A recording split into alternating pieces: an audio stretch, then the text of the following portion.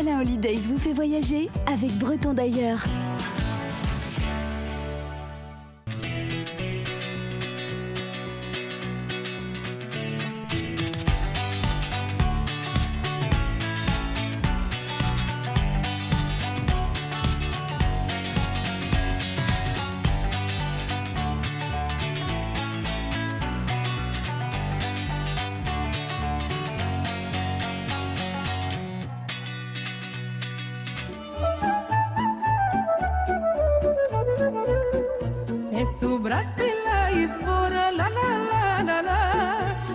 La stână ca e doră, la la la la la la. De turma mare de oia, la la la la la la. De ciobanul de la neia, la la la la la la. Hai, hai, să mă soiele și câine, la la la la la la la la la. Hai, hai. Bienvenue en Roumanie. Je me trouve à Bucarest, sur l'avenue de l'Union, l'ancienne avenue de la victoire du socialisme, créée à l'époque de Nicolae Ceausescu. Toute cette avenue a été bâtie dans les années 80. Tous les bâtiments qui l'entourent de style néoclassique ont été construits à cette époque-là, ainsi que le plus grand, le plus massif d'entre eux qui se trouve juste derrière moi. Cette pièce montée s'appelait alors la Maison du peuple, et à la mort du dictateur en 1989, les Roumains ne savaient pas qu'en faire. Donc du coup, pour l'anecdote, sachez que Donald Trump a fait une proposition, il voulait en faire le plus grand casino du monde.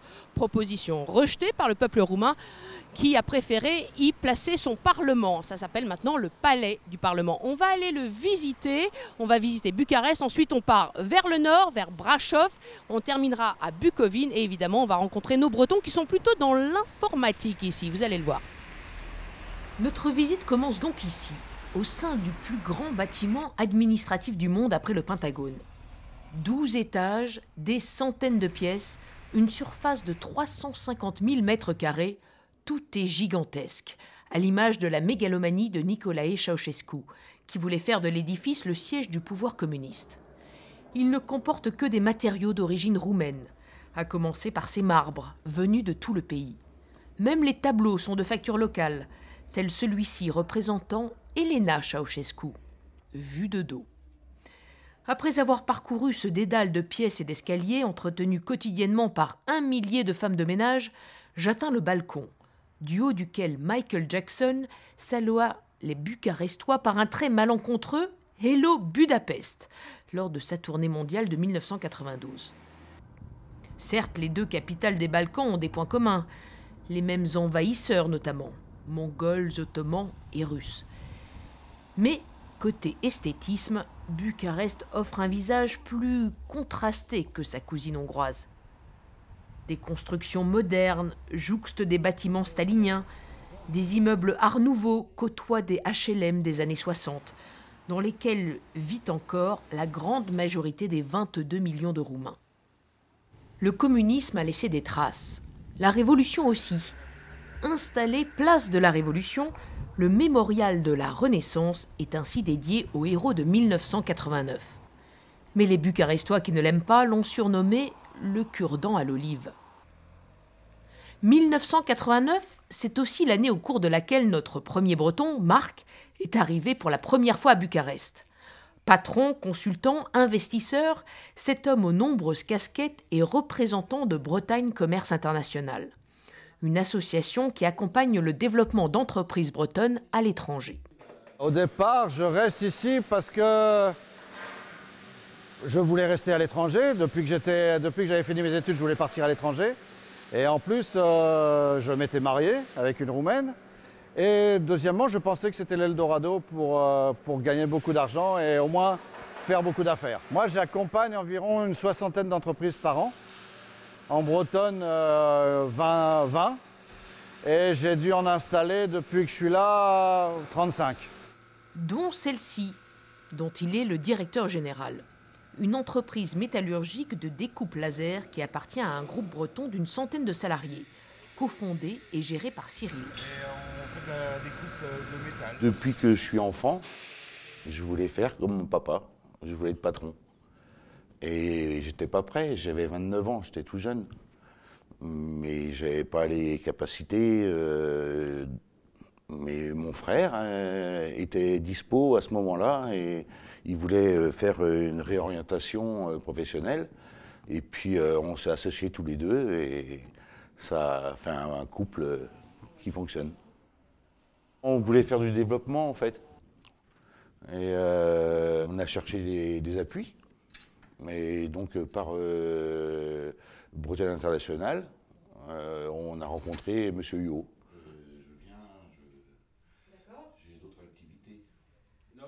On l'a interrogé au début et sa première réponse c'était non, c'est pas bon pour vous. Et en fait, après, Marc, il a réfléchi, il a travaillé, il s'est renseigné avec son réseau et finalement, il nous a dit ouais, peut-être qu'il y a quelque chose à faire.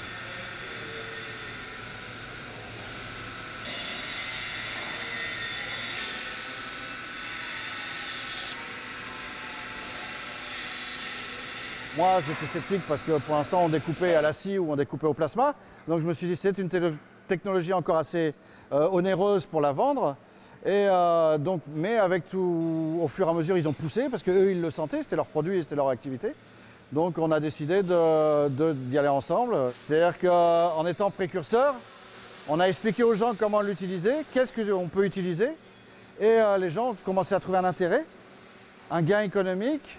Nous, on leur a donné des pièces qualitatives et avec une certaine qualité française qu'ils n'avaient pas eu pour l'instant. C'est comme découper pour le patronage, pour la couture. On fait la même chose ici, on découpe à la demande. La formule fonctionne bien. Des machines innovantes de haute précision d'un côté et une main-d'œuvre qualifiée et peu chère de l'autre.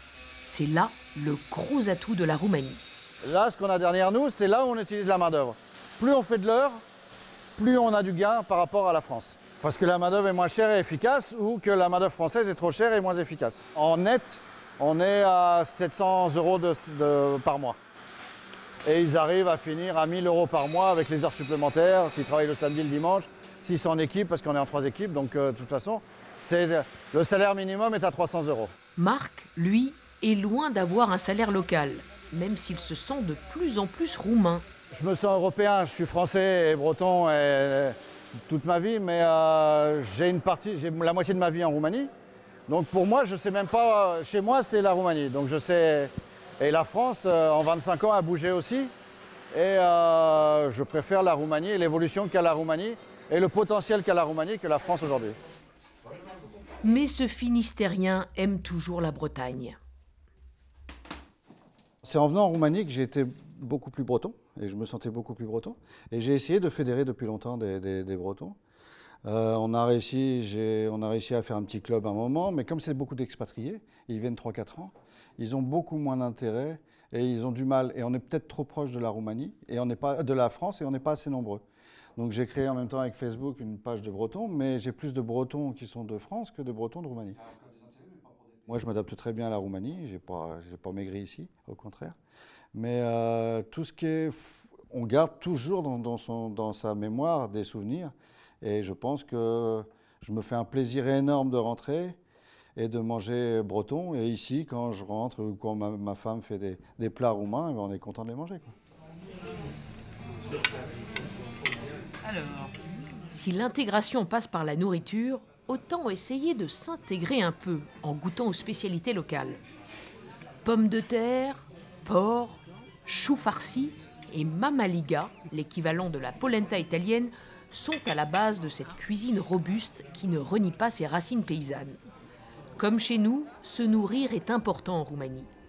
Ce pays francophile, mais de moins en moins francophone, compte d'autres similitudes avec la France.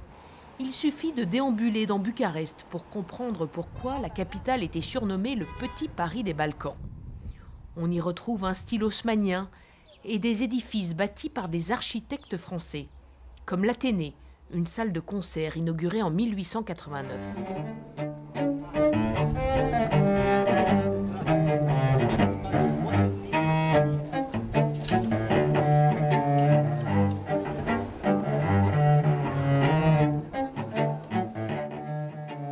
Même les plaques des rues sont empruntées à la signalisation parisienne. Des emprunts, il y en a aussi beaucoup dans la langue. Ainsi, un mot roumain sur 5 est d'origine française.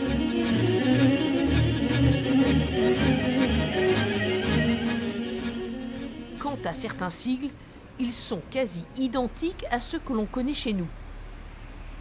Le roumain est une langue latine et de fait, les Roumains sont les héritiers de l'Empire romain et de l'ancienne Dacie, le pays des Thraces du Nord, conquis par l'empereur Trajan au IIe siècle après Jésus-Christ. Et oui, l'origine du nom de la Dacia de Renault provient bien de là. Direction la rue Lipscani à présent, la principale artère du vieux Bucarest médiéval. Du moins ce qu'il en reste, depuis le tremblement de terre de 1977, suivi de la politique de systématisation, autant dire de destruction, imposée par le régime totalitaire. La restauration du quartier a commencé en 2005 et elle se poursuit toujours. C'est ici que bat le cœur du Bucarest jeune et branché, comme nous le montre Anthony, notre prochain breton. En effet, à mesure que le soleil se couche, Bucarest se réveille. Musique techno, bar tendance, pipe show ou encore danse traditionnelle, il y en a ici pour tous les goûts et tous les styles.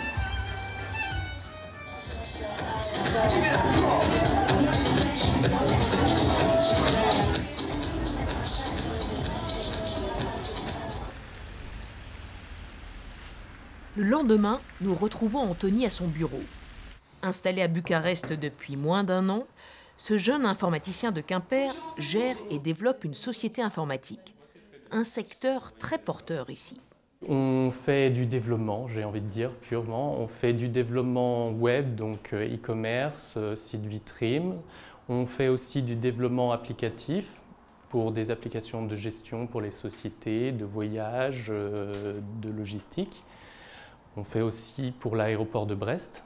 On est au bon moment, au bon endroit. Il y a énormément de sociétés d'informatique qui sont implantées à Bucarest depuis 4-6 ans. Les grands groupes, Microsoft, Oracle, One on One, d'autres sociétés informatiques qui sont très présentes à Bucarest et qui, j'ai envie de dire, ont lancé ici le travail de l'informatique et qui ont fait de Bucarest une ville technologique. My project, so Yunus will be in charge of the back application. He will make the new development and show what we need to improve. Moi, je me suis fixé de rester ici minimum 2 ans et j'espère pouvoir rester pour le moment plus longtemps si le travail se développe et la société.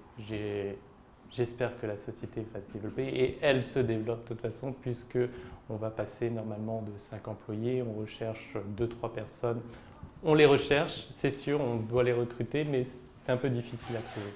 Là, il y a énormément de personnes du coup, qui désirent, à partir même des personnes de 34 ans, qui désirent changer complètement de carrière pour venir travailler spécialement dans l'informatique, puisque la différence de salaire est tellement le jour et la nuit. Le SMIC d'entrée de 250 € et j'ai envie de dire première entrée de salaire pour un développeur c'est 500 € et ça grimpe très rapidement dès que la personne a l'expérience pour atteindre les salaires quasiment français.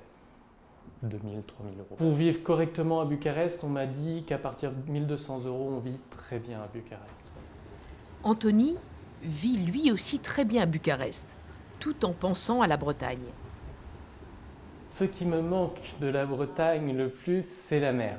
C'est la mer, j'adorais tout ce qui était sport, natation, mer, vent, windsurf et tout ça, et ça me manque. C'est la mer qui me manque. Sinon le reste, j'ai aucun souci, j'adore Bucarest et la Roumanie. Le climat est agréable, même peut-être trop chaud. Quand je suis arrivé ici l'été dernier, on avait 40-42 degrés. J'avais du mal à sortir de la chambre climatisée, je n'étais pas habitué du tout. La circulation, j'ai trouvé ça vraiment bizarre quand je suis arrivé ici. Les gens sont très, je dirais, énergiques. Ils créent des fils, des lignes de circulation spéciales, mais bizarrement, c'est incroyable. Ils n'ont jamais d'accident, quasiment jamais, mais ils se débrouillent. Ils se débrouillent. Jamais d'accident? Je suis un peu surprise à voir comment les Roumains se partagent la route. Après avoir quitté Anthony, nous quittons Bucarest et partons vers le nord. Direction la 3e plus grande ville du pays et ses 300 000 habitants. Entouré de la chaîne des Carpates, voici Brașov, ou Kronstadt, la ville de la couronne, son nom allemand. Fondée par les chevaliers teutoniques au XIIIe siècle, cette vieille cité médiévale saxonne conserve des airs germaniques. Comme l'atteste cette célèbre église noire de style gothique et de culte luthérien. C'est ici, sous une pluie battante, que nous retrouvons notre dernier Breton, lui aussi dans l'informatique, Laurent. Il est assez surpris par ce temps breton. D'habitude, sur cette période, mi-mai, le midi, les terrasses sont pleines, il n'y a pas loin de 20 degrés. Là, on est à 7. Quand on vient de Bretagne, arriver dans une région où il y a pratiquement tout l'été, vous êtes autour de 28, 35, c'est compliqué. Et premier hiver, quand vous passez régulièrement les moins 10, vous restez sous les moins 10, là aussi, ça fait un choc. Moi, je préfère l'hiver à l'été. Une fois qu'on est bien habillé, il n'y a pas de problème. Je skie à Brașov. Avant le bureau, quelques heures, l'hiver, quand j'en ai l'occasion. Permet de se détendre et de profiter de l'air frais. Brașov abrite en effet la plus grande station de ski du pays. Marié à une Roumaine de Brașov avec laquelle il a une fille, Laurent est installé ici depuis près de 10 ans et il se sent presque roumain. Sentir roumain, je sais pas, c'est chez moi. J'ai plus de maison en Bretagne, ma maison est ici, ma famille est ici, donc voilà, c'est ici que je vis. Quand je vais en France, c'est pour le business ou pour voir ma famille, mes parents. Et quand je reviens, je dis je rentre à la maison, c'est ici, donc voilà, je pense que... Donc on arrive. On va se garer là.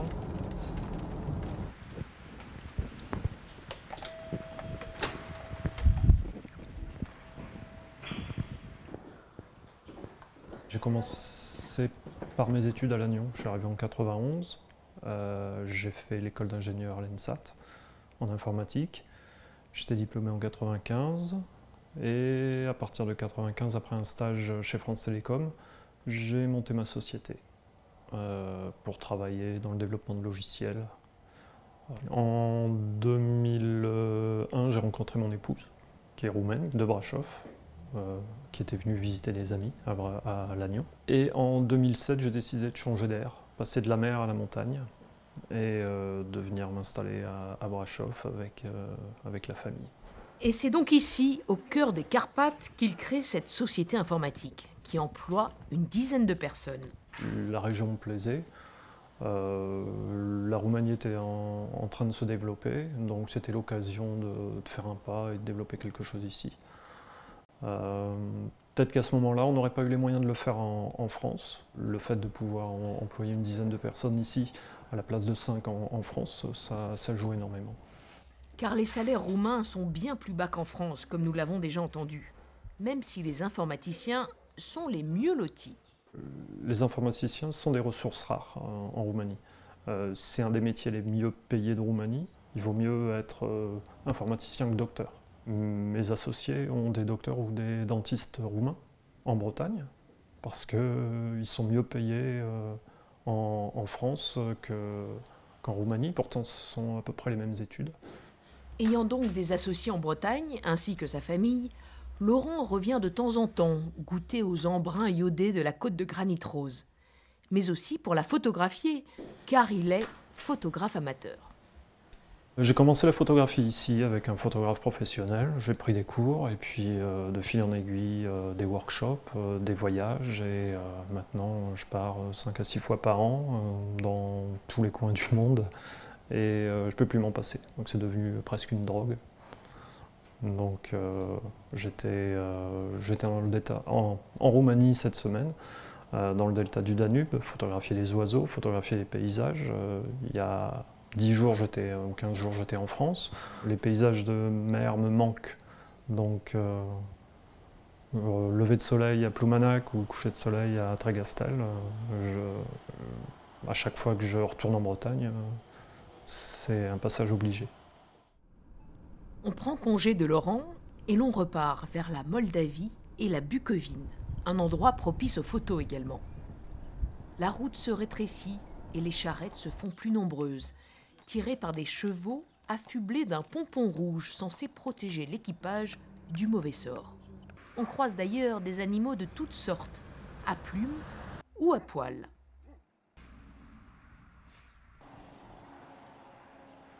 Le temps semble s'être arrêté ici, entre travaux des champs à l'ancienne et métiers artisanaux le long de la route. Une route qui commence à serpenter en longeant la Transylvanie, le fief de Dracula, surnom donné à Vlad Tepes, Vlad l'Empaleur, un prince de Valachie immortalisé par le roman de Bram Stoker. Dracula est souvent associé à ce château, le château de Bran, où il ne séjourna pourtant qu'une seule fois, mais qui fait le bonheur des touristes. La forêt devient plus dense. Habitée par des ours et des loups, elle se compose de pins et de hêtres. Nous arrivons en Bucovine, littéralement le pays des hêtres. Après les petits châteaux, place aux monastères, qui font la réputation de cette région. Car ces monastères orthodoxes, une religion laissée par les Byzantins, sont parés de magnifiques fresques extérieures, remarquablement peintes et conservées. Et leurs 5 siècles d'ancienneté n'ont pas entamé leur couleur qui reste très vive. Plutôt rouge, ici, sur le monastère de Humor, qui serait la première église à avoir été peinte à l'extérieur. Ici, c'est le bleu qui domine, le bleu Voronezh, du nom de ce monastère, le plus vieux, le plus bleu et sans doute le plus beau de toute la Bucovine. Depuis sa fondation par Étienne le Grand, l'unificateur de la Roumanie, cet ensemble résiste au temps et à la pluie, à tel point que cette conservation presque miraculeuse laisse les experts perplexes. Enfin, après les dominantes de rouge et de bleu, on retrouve des teintes plutôt vert sombre ici, sur le monastère de Součevica, notre dernière halte. On se quitte au pied du plus grand monastère de la région de Bucovine, le monastère de Součevica. Il renferme l'iconographie la plus riche de la Moldavie, selon les spécialistes. Alors vous l'entendez, je parle tout bas, puisque c'est bientôt l'heure de la messe. Les nonnes ont commencé à appeler à la messe. Ça ressemble un peu au théâtre chez nous. Finalement, elles tapent avec un marteau sur des planches. Ça signifie, en fait, ça symbolise le son du marteau sur les clous lors de la crucifixion du Christ. Voilà, donc on va quitter cet endroit pour que la messe se passe dans cette belle église orthodoxe. Et moi, je vous dis au mois prochain, l'arrivedere, comme on dit en romain.